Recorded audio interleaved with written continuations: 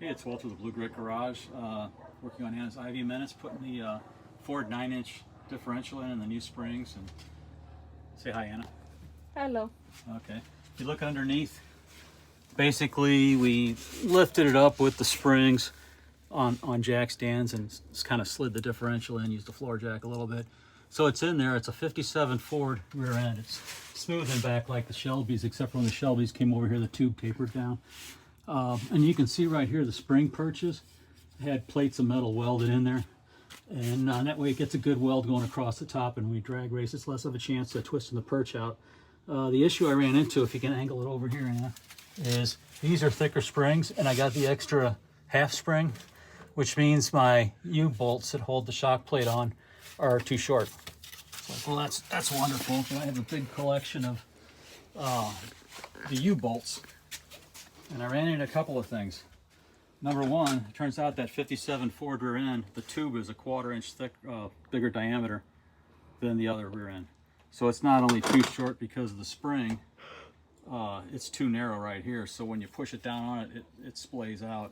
The other thing, I was looking at some other U-bolts, and they come in two different thicknesses, and I didn't want to re-drill my spring perches. And what I found was I found these, and they're a little thin on top, so you can kind of bend them so it can go around the big tube here and still meet up with this, and has the right diameter to fit in there. So never throw anything away. I don't know what the heck this came off of. I just, like I said, whenever I get these things, take things apart, I just throw them in my big old pile of parts, and it seems to work out well for me. So, and the other thing, when you put your shock plates, there is a right and a left, and I see a lot of cars at car shows and things, they have them wrong. And what happens is when you have the shock absorber come down, this angle's a little off if you have it on the wrong side. So you'll see it's kind of coming in an angle and it's twisting the bushing. So if you see that, take the one off and put it on the other side, switch sides, you have them on the wrong side. So now I'm gonna have to double check because I got these mixed up, but I still have the shock in there so I can put it up and see for sure which way they go. So hope that helps somebody out there. The old Fords are a little tricky.